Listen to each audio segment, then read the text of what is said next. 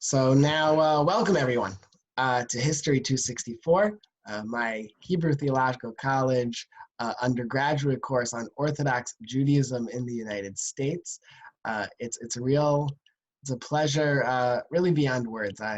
Words are escaping me generally over the last couple of weeks. Try to wrap my head around what our situation is, what our condition is. That's usually for a dim reason, but for here, I'm terrifically excited to be joined by Dr. Tovah Lichtenstein. Dr. Lichtenstein is a senior lecturer emerita at the Weisfield School of Social Work at Bar-Ilan University. Dr. Lichtenstein is also a past chair of the National Advisory Committee to the Ministers of Social Welfare and Justice on International Adoption. Dr. Lichtenstein went on Aliyah with her husband, Rav Lichtenstein Zatzal, in 1971. Her family continues to play a most pivotal role in Torah education in Israel, the United States, and elsewhere.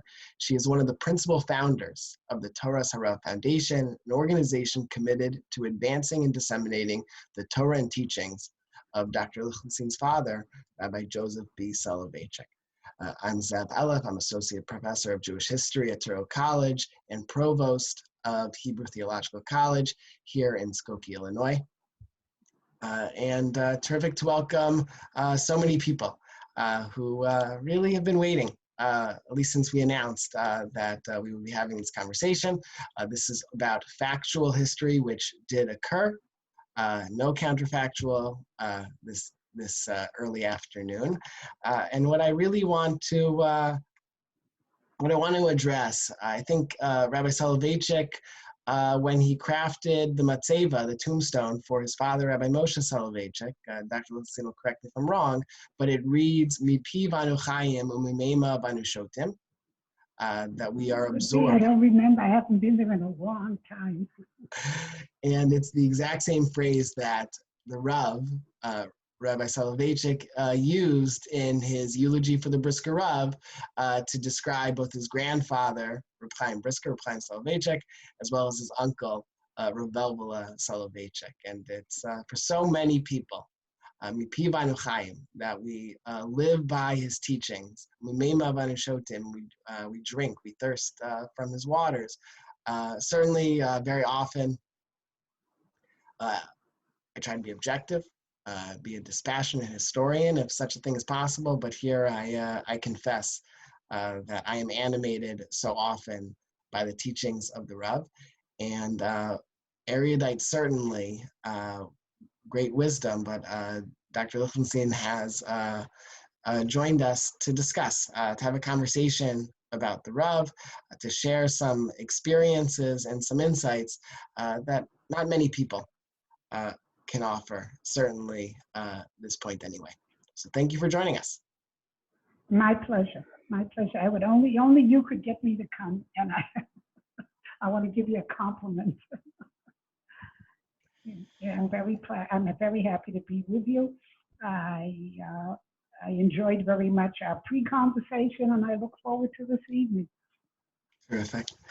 We'll start with Rabbi Soloveitchik, his wife, Dr. Tonya Soloveitchik, and I believe just one daughter at the time, arrived in the early 30s in the United States. But even before then, something which I think is critical and under-discussed is that the Rav never formally attended a yeshiva.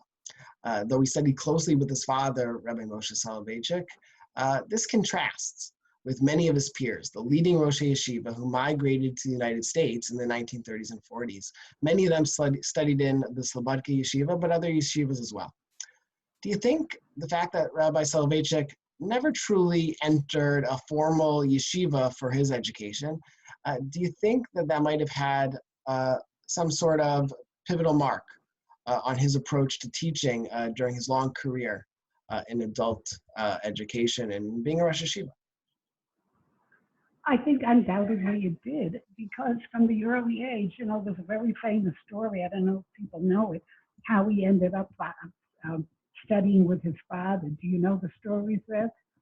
The story is that he went to a cheder Do you know the story? I don't want to repeat it. Everybody But knows. please, even if I know it, others can certainly enjoy. Okay, he went to a cheder. They lived in Chaslavich, which was a Chabad town, but he went to a cheder and he used to talk about that cheder years and years afterwards with very fond memories. That was the only schooling he had until he went to the University of Berlin. And my grandmother, Rebbetzin Pesha Soloveitchik, she was a Feinstein. She was a learned woman in her own rights, and she did not like what he was not studying. So she took him on the train from Chaslavich to Brisk, which I think is quite a long trip. Chaslavich is deep into Russia. And they came to Reb Chaim, and she said to him, he's not studying anything. They're just teaching him Hasidus, but he's not really studying. He gave him what they called in those days in Yiddish a faher. He tested him and sent a letter to his son, my grandfather, Reb Moshe, and said, now you study with him. Take him out of the cheder and study with him. And then he studied with him his whole life. My grandfather's whole life. They continued studying. When he was in Germany, he would write him letters home every day with Divrei Torah. He would answer with Divrei Torah. He would write him back. When he came to the United States, he would talk to him in Divrei Torah. He never really went to a yeshiva. And I think maybe that is why he never called himself a Rosh Yeshiva. He always called himself a Malamed, because he really was a teacher. He was not a Rosh Yeshiva. He never had a yeshiva experience. He never experienced a Tish, and he never experienced a Shalashudas, and he never experienced a Mishmar, and he never experienced Yontiv in the yeshiva. He always spent Yontiv with Balabatim, because my grandfather was the rabbi in a shtetl in Chaslavich, and then when my father came to the United States, he'd experienced Yontiv in Boston. He never really had a yeshiva experience. So that's why he was a Malamed. And I think he was a good Malamed. But I don't think he was much of a Rosh Yeshiva. How did that shape the way that he approached learning? The fact that his but his prime experience was learning B'chavrusa with his father, that he had never interacted, that he had never prepared during a Seder for the Magid Shir's lecture. He never had a chavrusa. Never had a chavrusa. He never had a chavrusa, but go to it on a more basic level. I would say that the question is not how that extends his learning. His learning was brisker learning. It was the same learning that Reb Chaim had taught my grandfather, the same learning he taught here. He brought to it his own particular stance and his own particular understanding. I think it affected how we saw family life. He saw family life as being an educational experience. He really thought, and I think rightfully so, to a great extent, that learning is an integral part of the father-son, the mother-daughter, the father-mother-child relationships. Learning became to him the central focus of life. And I think he really experienced it. And that's why I also think he had that deep relationship to his students, despite the fact that he wasn't a Rosh Yeshiva, and despite the fact that he didn't have Yontiv with them, and he didn't have a Tish with them, and he didn't eat Shalashudas with them. His students over all the years, deeply loved him. And I remember when I came back from the United States, we had sat shiva for him. So one of his students came to my house, knocked on the door, and said to me, I only want to tell you one thing. I thought I was afraid of the Rav, but now I realized how much I loved him. And I think he was able to develop relationships with his students, not through the outer, and they're not outer trappings, but through the normal mechanisms that Rosh Yeshivas develop relationships with their children, with their students who are their children.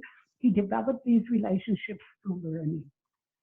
And that's, I think, the effect that it had upon him.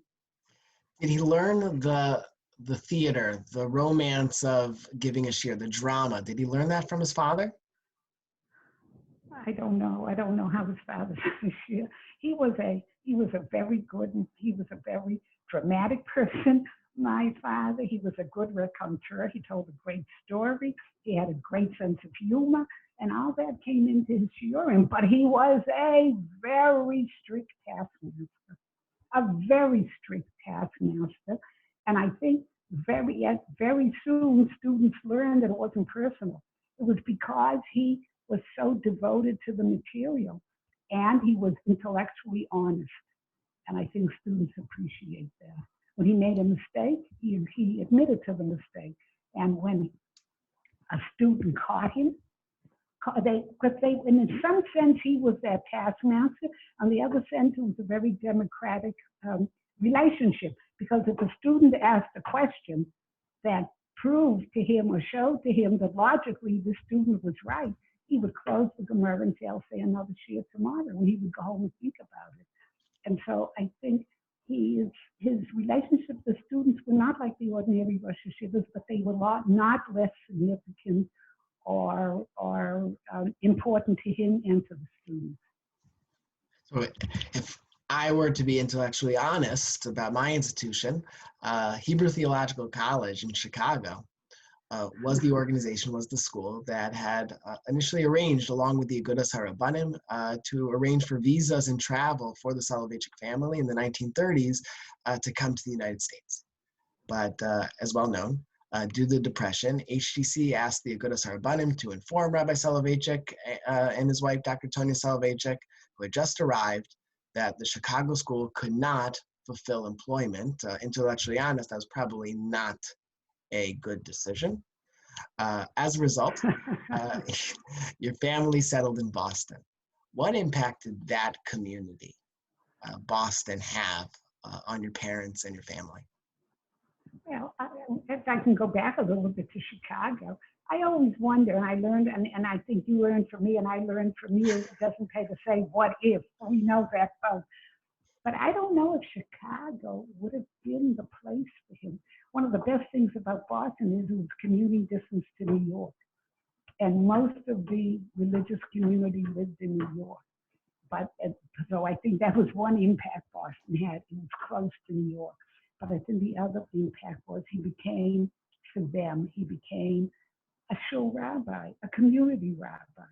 And he came from a traditional one hand of learning, but on the other hand, there were not most rabbot and most great Talmidei Chachamim in Europe were not Rosh Hashivas. They were rabbonim of cities, of towns, of shtetl, and they had groups of students that came to learn with them.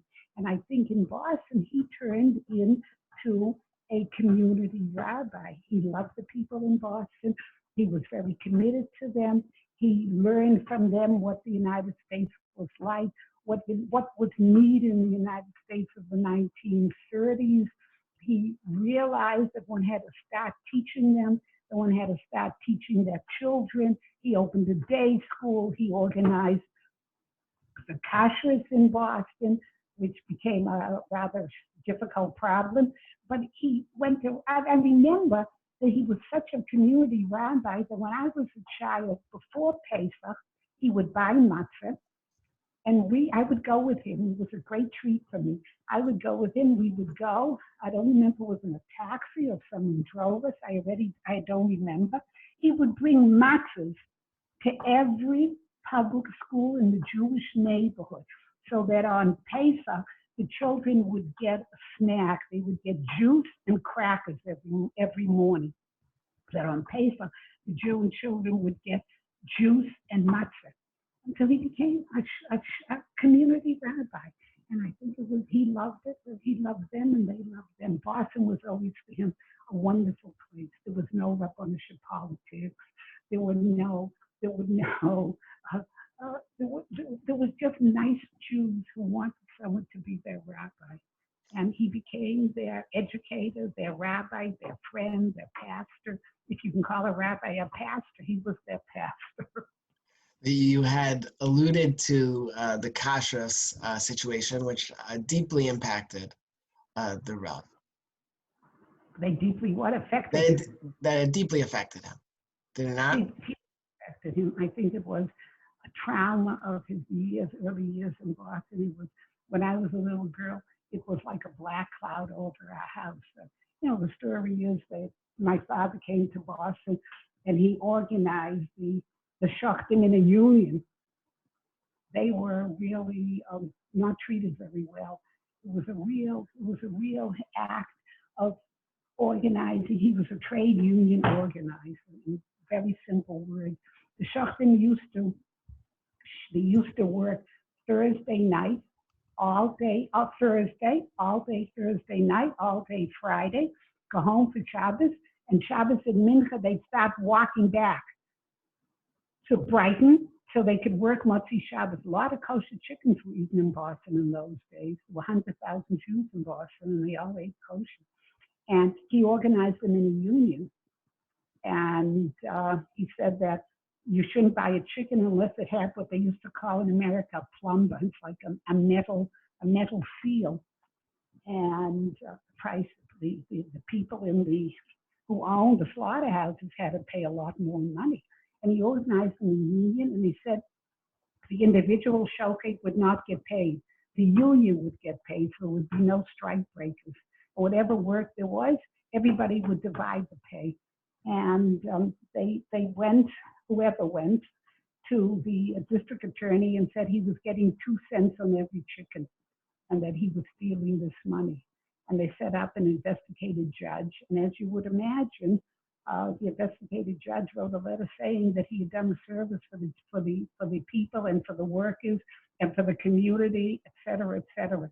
But it took a long time.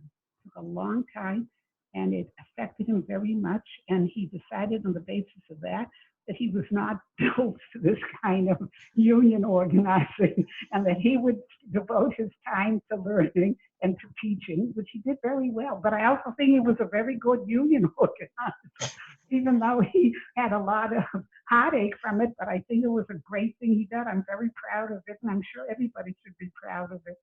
But so maybe one exception to that is in 1937, Rabbi Soloveitchik and Dr. Tony Soloveitchik, that is, they founded Maimonides School, first in Boston, eventually migrates over to Brookline, Massachusetts, not too far away, of course. Can you explain the significance of that school? Yeah, but first of all, I want to be historically correct. My mother had nothing to do with the founding. She was against it. Came to me and said to me, "I'm financially irresponsible. How will you ever pay the teachers' salaries?" Which was indeed a very good question. But after about 2 or 3 years, she realized that if she didn't get involved, they would not pay the teachers' salaries. So she got involved. And I think this school, first of all, was very revolutionary at that time. At that time, they picketed him. The Jews in Boston picketed him, saying that he was going to bring Boston back into the ghetto. They'd finally gotten the children out of the Jewish schools. They finally sent them to public school. They came and my father went door to door to get families that would send it. First, they opened it as a school for boys. It was a school for boys for 3 years, and it became co-ed. And to get families that would send their sons to the first class, and people would call them and say, "Your son will never be able to write or read English decently." And my father loved, to his last days, the parents that were willing to send their children to the school. I think it was an act on their part of really Mesiras Nefesh for Yiddishkeit. And I think it impacted on Boston. It impacted upon him. I think it's one of the, better history, but certainly one of the first day schools in America. That was not the way it used to be then. Only a handful before then, yeah. Pardon me? Only a handful before, yes. In Only fact, a handful 1937 before. Was sort of a banner year. Ramaz and High which would eventually become Hafter, and Maimonides were all founded. So many people, there was something in the water. People recognizing that day school was a path forward, although certainly there was great opposition. Sure. And while your mother was assuredly correct that the financial instabilities in those days of a private school were challenging, if not totally daunting, but what about their shared leadership? How did they manage? their shared lead. Eventually, your mother comes around and she takes a role. She realizes, if I'm not going to get one, after all, her PhD is in education. Right. And so how did they manage that? Like they managed their life. He was in charge of the spiritual thing. And she was, my husband always loved to tell the story about the Yisrael Salanter. And Father Salanter, he told the story when he got married, said to his wife, I'll be in charge of Inyanei the Shmaya, and you'll be in charge of Inyanei the Ara. Yeah, I'll be in charge of the heavenly things, and you'll be in charge of the earthly things. First Friday night after they get married, his wife doesn't make chicken soup. He says to her, why isn't there soup? She says, that's not your business. I'm in charge of earthly matters. He says, whether or not you eat soup on Friday night, that's a heavenly matter. And so I think running of the school, he was in charge of the what he thought should be taught. And my mother had a great input on that because she thought that the school had to educate laymen that would know what Shabbos was, would know what Brachos was, would know what Yom Tov was, would know all kinds of things. And together with her pointing this out, he was able to determine what they should study. He was able to provide them with spiritual leadership. And she took care of, like Mrs. Salanter, the earthly things. The earthly things also were heavenly things. And they worked together as a team like they did most things in life. But she weighed in. I remember going through some of the archives years ago. Some of the items are really, really striking. Number one, I remember that the other board members, she of course was the head of the educational committee. The educational committee. It was called the school committee. The school committee. And the school committee. And many of them thought if you're going to be a bona fide, authentic private school, you need to have a soda machine. You need to have a Coca-Cola machine. And she responded, well, then what'll be of the milk? Are the students still going to have their doses of milk? And another, I don't think I shared this with you the other time, was that there were several teachers wanted to have a field trip to go see a Hamlet. Hamlet? Hamlet. Yeah. And she wanted to know which version of Hamlet would be put on for her students. She had a hands-on approach. But you know something? The Board of Education in Israel has now taken all the soda machines out of the schools. And they have labeled, the Department of Health has labeled everything that has too much sugar. So I think she was well before her time. She was present, yeah. Moving from Boston, though, in 1941, after Moshe Soloveitchik passes away, that's when the Rav begins to lecture on a regular basis at the school that would eventually, by 1945, be known as Yeshiva University. Right. And that's well known. But what about the commute? He'd have to commute during the school year every single week. What type of toll did that take on your father and on your family? First of all, I'll talk about the commute. I want to tell you the New York-New Haven Railroad was better in 1941 than it is in 2024. I occasionally have had the misfortune of taking the train from Stamford to Boston when I go to the cemetery, and it goes much slower than it did then. And so I think the trip was not so terrible. He used to leave in the early years, Tuesday morning. He would come back Wednesday night. You know, when you're on a train and there's no cell phone and you got real quiet time to read, to study, to prepare. Family life, he was only gone one night. You know, how many fathers who work where they work come home after their kids were sleeping? He would be back home at 9:30 on Wednesday. Later on, as the kids got older, my mother would go with him. And it was quite a thing. They would drive and they would go and she would be in the dormitory. It was a nice thing. But I think one of the reasons he commuted was he was so attached to Boston, he was not going to leave Boston. And he came to Boston and it was very quiet. He would come home on Wednesday. Later on, he came back on Thursday. But when I was a child, he would come back on Wednesday. Thursday, he would sit and write all day. Friday he would go, he had hashgach at the Swifton Company. He would go to meet the shachtim, to go talk to the manager of the Swifton Company. Sunday he would prepare, Monday he would write, and he would go back to New York on Tuesday. It was not that arrangement, if you want to know. If he was in New York, the phone would ring all day long and people would come all day long. So I think he commuted as many people do nowadays. It was good. It was good for him. And I don't know how good it was for New York, but it was very good for him, and it was very good for Boston. Shabbos, he would daven in the Maimonides. He would give a shir on Motzei Shabbos. He would give a shir, and it was he really was a rabbi. And he was the community rabbi. So he was able to have both of these together, probably the best of all worlds. In the summers, he was off, surely, right? He could vacation. He could just sleep in. Yeah, but he would spend all of July going to New York giving philosophy lectures. At Bernard Revel, He was not going to spend a whole month. He was not going to spend 2 months not teaching. And what about in August? That's August, July. he would stay home and spend it with the children, but then he would sometimes invite boys from the yeshiva to come keep him company. And he would study with his children. He would study with his sons-in-law. He would study with other people, and he would study. He spent the whole time learning. He was a person that was knit a faith with Torah. It was something that he did all the time.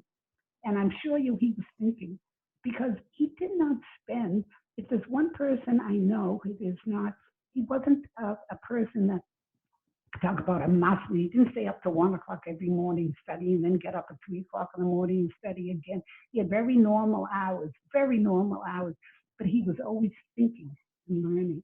Sometimes you could go for a walk with him and he would just be, you would think distracted, but he was really thinking and learning. He was constantly thinking about a sugya, about something he was going to write. He was constantly involved with it. So you could sit and answer for a month and still be very, very, very involved in what you would do, in what you were thinking about.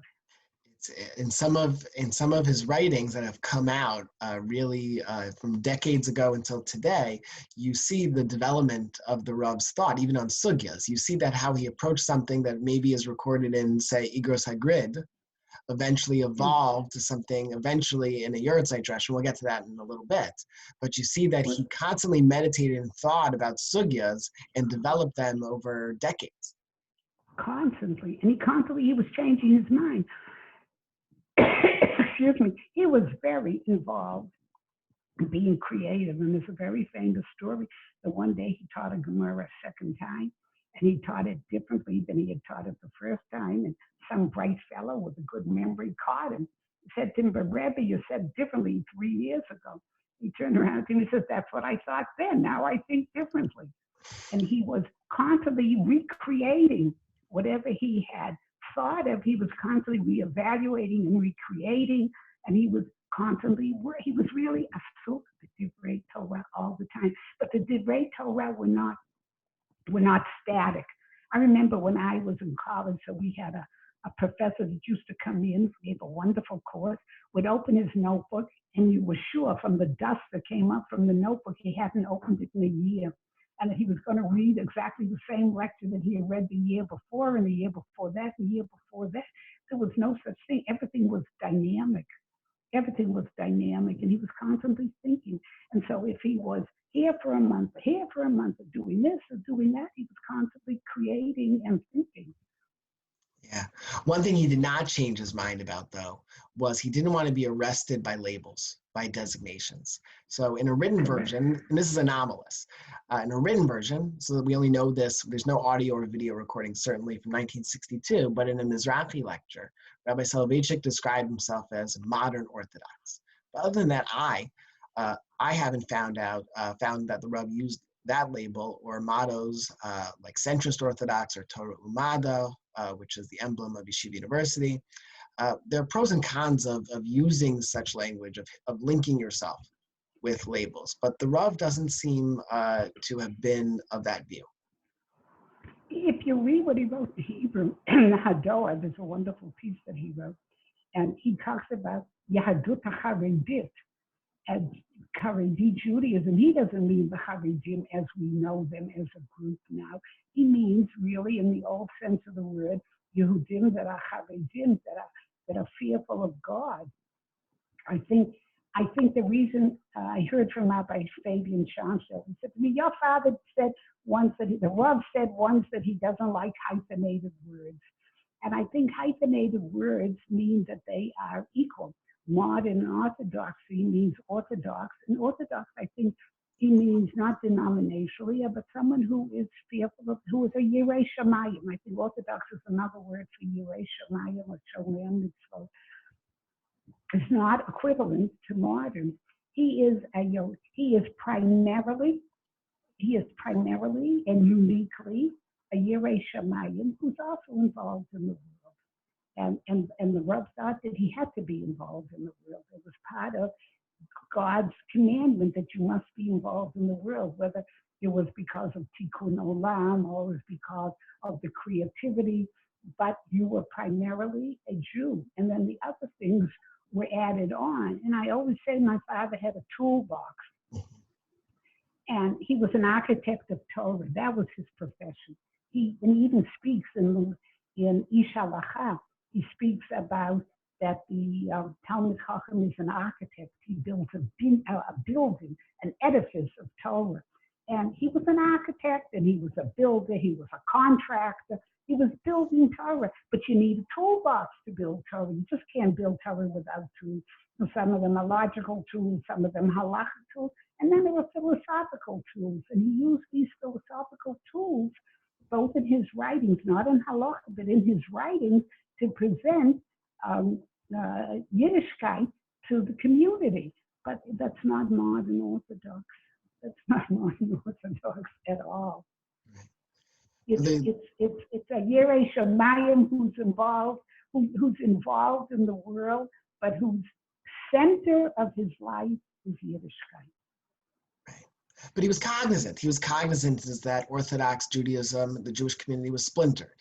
And Rav Lichtenstein, he wrote once in 1997 in an off-cited forward article, he writes the following. Had the Rav been compelled to choose between the so-called fervently Orthodox Yeshiva world and its denigrators, there is not a shadow of a doubt as to what his decision would have been. You think there's a shadow of a doubt? You think there's a shadow of a doubt? The Rabbi Soloveitchik retired the year I was born, so I'm not entitled to an opinion. So and from everything that I've read, certainly not. Who am I to second guess? At the same time, though, he was cognizant, he was aware that there was such a thing as the yeshiva world that didn't always see eye to eye with him. How did that affect him? I think the yeshiva world, I'll start with the yeshiva world. I think the yeshiva world was rather threatened by him because the yeshiva world said that if you go and you study secular studies, even though the yeshiva world in the 1940s and 1950s, they all went to college, they all went to Torah Vodaas, and all the frum Jews went. Some went to YU, some went afterwards to Brooklyn College, some went afterwards to Lakewood. All the boys in Chaim Berlin used to get into a car and go to Brooklyn College. The world was not so bifurcated. What we now call the Haredi world, or what they call the Yeshiva world, was not behind a fortress. They were not in a fortress. They were who they were. But I think that my father threatened them in some way, because what they say is you become involved in the world and you get yourself a secular education, you won't be a London, you won't be a Yirei Shamayim. And here was Reb Chaim's grandson, and one Haredi once said to me, of all his grandchildren, there's no doubt who was his successor, but how could that be? It's an oxymoron for them. And so they ignored him. They weren't nice to him. They were threatened by him. How did that affect him? I think he was really convinced of the rightness of his position.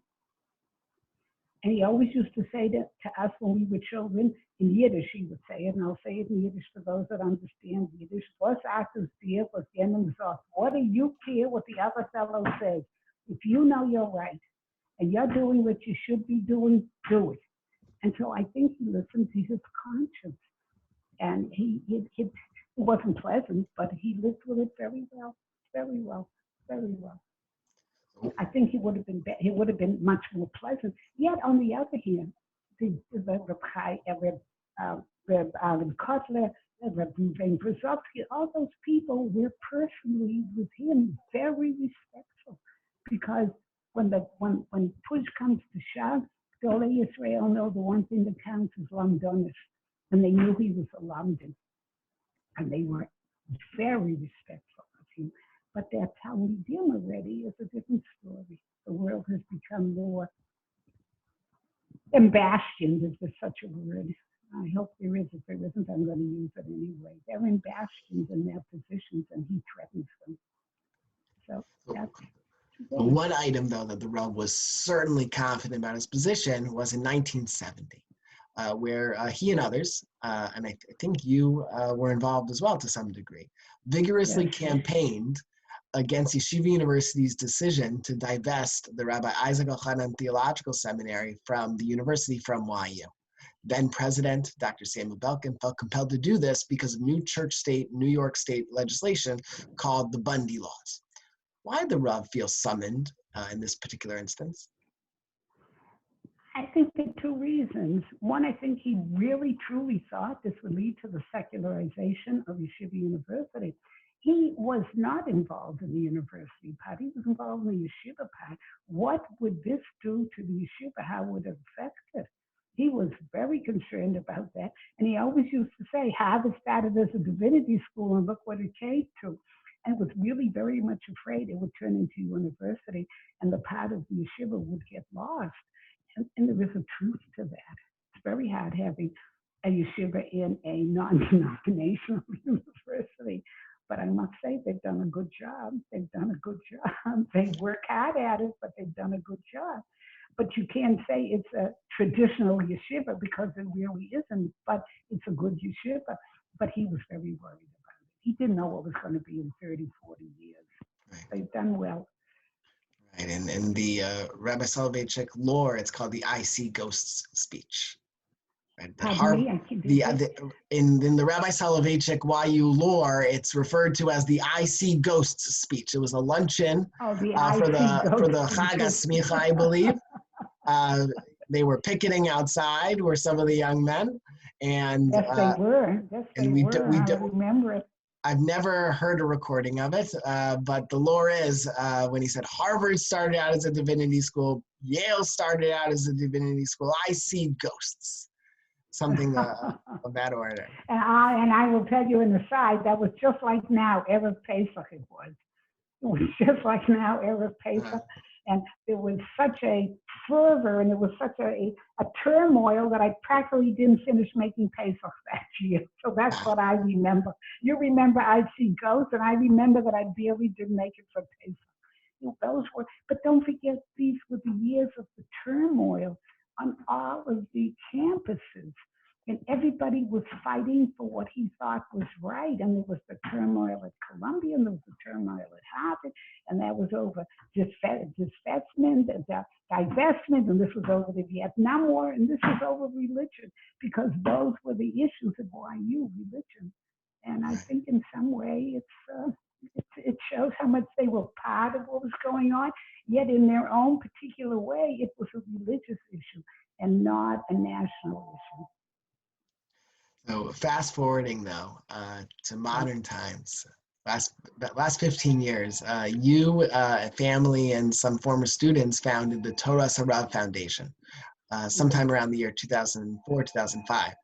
The foundation has been instrumental in the publication of important manuscripts authored by the Rav, by Rabbi Soloveitchik. In addition, since its passing in 1993, we've really seen a startling spike, in the literature about and by the Rav. What's been the impact, good or bad, with the emergence of a Rabbi Soloveitchik literature that's blossomed in the last 30 years? It's hard for me to say. It's hard for me to say because I can't tell you what happened in America because I've been sitting in Israel 49 years. So I really don't know what happened in America. But in Israel, we took all those books that we published in English and we translated them into Hebrew. And in Israel, it was the first time they'd ever been exposed to him. They hadn't seen Mabul television since 1935. 1935, he was candidate to be the chief rabbi of Tel Aviv, and he lost. And so that's a good question to ask about how that impacted on him, maybe the next time we talk. And he lost that election for political reasons, like all chief rabbi jobs, it's political. He lost that one, but they hadn't seen him or read him or known anything about him. And so all of a sudden, there was translated into Hebrew books that were of Rabbi Soloveitchik, and it was the first time the religious Zionist community had met somebody else except Harav Kook that could present them a view of the world that they had never met before. And I think the books sold better in Israel than they did in England, than they did in the United States. It's made quite an impact, and to the point that Yediot Achronot, which is a very popular press, begged to be able to put out his books, and they put out everything we translated into Hebrew, and it's made a tremendous impact. It has his view of the world, that sacrifice is important, that man can suffer, that the world is not ideal, that man has to sacrifice for God, that a religious Jew has a mission of sacrifice. It's been very important for the Israeli community because if there's one thing the Israeli community does is it sacrifices. And the wars, this was a good answer for all the wars, because if you say Mashiach is here, well, how do you explain what's going on? But if you say a Jew sacrifices and life as a Jew is difficult, and by sacrificing you become closer to God, it gives you meaning. And I think it's been very important for the Israelis to have this book. What it did in the United States, you have to ask someone from the United States. Because even though I speak English without an accent, I become an Israeli. Where did the idea for forming the Torah Surah Foundation come from? From him. He left us instructions that we should take his manuscripts and publish them. And so if you're told by your father to do something, you do it. So he told us to publish it, so we published it.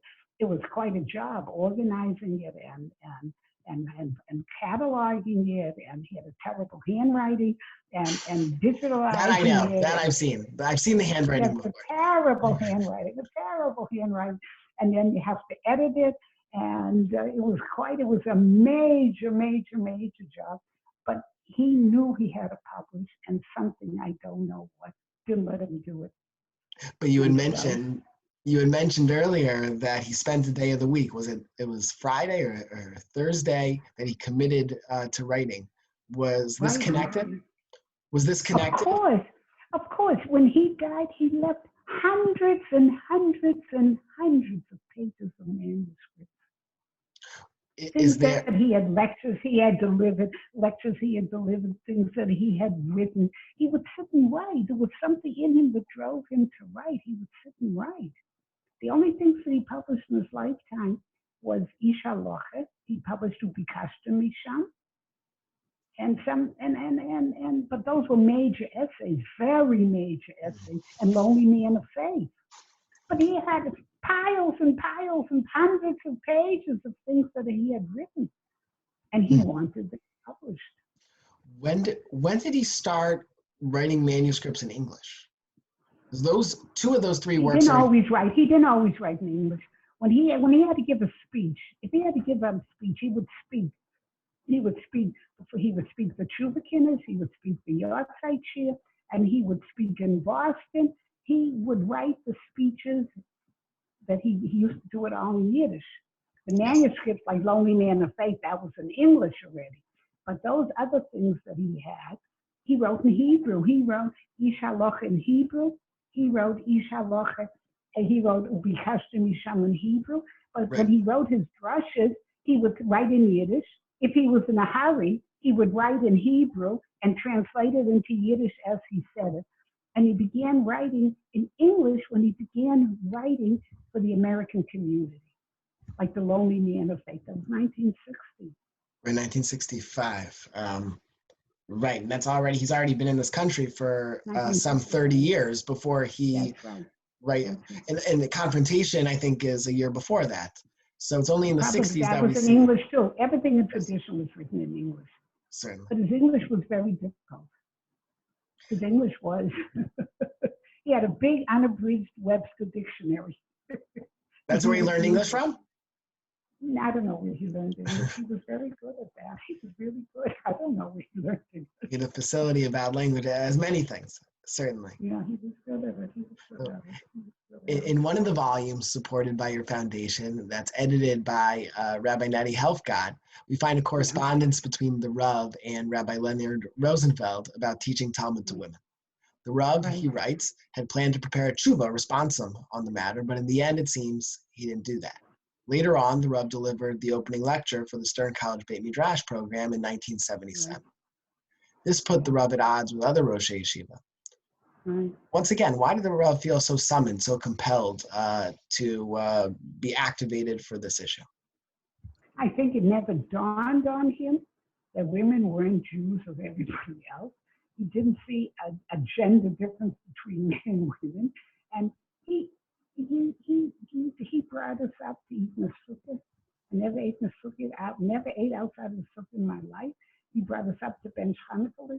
He brought us up to daven. He brought us up to go to shul. He brought us up because he thought that men and women were all part of Kahala Dat Yisrael. And never dawned on him. And he once said to me, why, they think it's also to teach a woman Torah Shabbat Peh, but Beis Yaakov teaches Rashi. If that's not Torah Shabbat Peh, what is Torah Shabbat Peh? And he had no problem with it whatsoever. No problem with it. Never dawned on him that you should deprive women of a Jewish education. And that's basically what he thought it was. And so he didn't write the tshuva, but there were a lot of tshuvas he didn't write. But that he volunteered to give that first year. It wasn't they came to him and said, will you give the first year? He volunteered to give it because he wanted to make a very clear statement, which I think he did. So one of my favorite essays by Rabbi Soloveitchik is in Shiurim L'Zecher Abba Mori, annually, for those who don't know, for the uninitiated, Rabbi Soloveitchik delivered a Yurtzeit Drasha, which collected hundreds and hundreds of people into YU's Lamport Auditorium that would last for hours. And this is one of the few texts at the end of his lifetime that he asked to be published, right, in the 1980s. Shiurim L'Zecher Abba Mori. It says Shiurim L'Zecher Abba Mori. You know what he said when he said he wanted to publish it? He said, I don't have to prove to anybody that I'm a Talmud Chacham. I want people to be able to understand. Because he was a Melamed to the end. And that's what he said. Okay, yes. Okay, so in one of the essays, it focuses on one of the major mitzvot of Pesach night, which is Sipor Yetziat Mitzrayim. So that we're approaching that. What was the Seder like in your house? What was the Seder like? Our Seder was a family Seder. It was not a big Seder with hundreds of people. It was not a whole family coming together. We were a small nuclear family then. By the time the children were married, and my sister and I were married and had children, my mother was no longer living, and so then that's a different Seder when you're a widower. Don't forget he was widowed. His wife died. She was young and he was young. She was 61. So he was 63. So that kind of large Seder that you imagine just never happened. But it was a family Seder. And it was a nice family Seder. But what I remember and take away, and I have integrated that and that lives with me, is the second half of the Seder. Not the Sipor Yetziat Mitzrayim about the Hallel and Nishmas. I think that was like almost heavenly. The way he said Nishmas, the way he said Hallel was absolutely a religious experience. That I can tell you. And then he liked to sing the songs afterwards, believe it or not. And he was not a great singer. Amazing, amazing. So maybe we should end here then. Dr. Lichtenstein, I can't thank you enough. I don't know if you can see. I know that you're very savvy with technology, but we have more than 100 people with us. Oh, We just yeah, want to know. I can't see that. Maybe I'll take a look here at participants, right? Whoops, I got lost here. It's a lot of people. Trust me, it's a lot of people. Yeah, I see that. I see that. Anyway, it's my pleasure to be with all of you. I wish you all good health, that we should pass this great crisis that the world is going through, and everybody should have good health, and they can have a kosher v'sameach. And I thank you for thinking of this, and it's very nice to be connected to all those people that have such warm feelings towards my father. And I thank you very much, very, very much. Have a good Yom Tov. What can you say? Amen. Thank you so much. Chag Kasher v'sameach. Thank you. Thank you. Thank you.